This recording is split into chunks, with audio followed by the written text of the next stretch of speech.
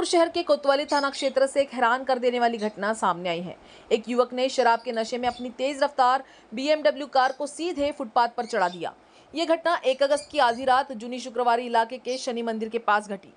Dial 112 पर मिली जानकारी के अनुसार police beat marshal Rahul Laxman Chude मौके पर पहुंचे और आरोपी युवक को शराब के नशे में पाया गया। आरोपी की पहचान 30 वर्षीय शुभम सुनील महल्ले के रूप में हुई है, जो प्रेमनगर श्रीरामवाड़ी का निवासी है।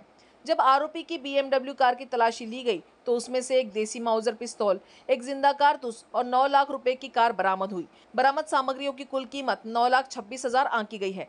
फिलहाल आरोपी को हिरासत में लेकर आगे की जांच कोतवाली पुलिस कर रही है। काल रात्री दारूच्या नशेमध्ये बेधारकपणे BMW कार चालवतानाची माहिती आम्हाला प्राप्त झाल्यानंतर घटनास्थळावरून दारूच्या नशेच्या अंमलाखाली असलेल्या इसमला ताब्यात घेतलं। पोलीस स्टेशनमध्ये आणले असता त्याची वाहनाची BMW कारचा सर्च घेतला असता त्या सर्चमध्ये आम्हाला एक पिस्टल आणि मॅगझिन आणि कारतूस मिळालं। त्या कारमधल्या इसमाचं नाव होतं शुभम महल्ले, राहणार गणेशपेठ। या इसमाच्या ताब्यातून ते कार आणि पिस्टल आम्ही जप्त केलेला आहे।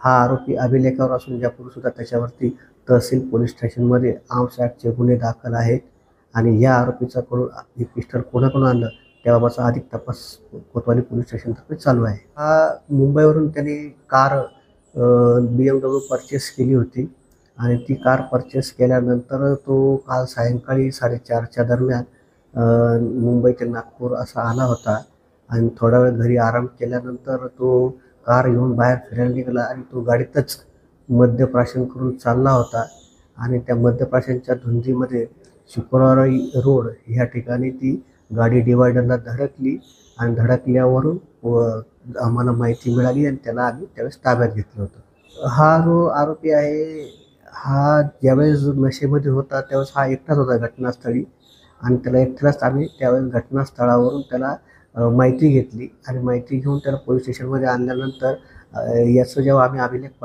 पडताळला त्यावेळेस याच्यावरती गुन्हे दाखल होते आम्हाला दिसून आलं, म्हणून आम्ही संशयावरून त्या गाडीचा तात्काळ सर्च केला होता आणि यापूर्वी तहसील पोलीस स्टेशनमध्ये अशी माहिती आहे की 2 वेपनपैकी 1 वेपन त्याच्या ताब्यातून मिळालं होतं, 1 वेपन मिळणं बाकी होतं। ती वेपन काल त्याच्याकडून आम्ही ताब्यात घेतलेलं आहे।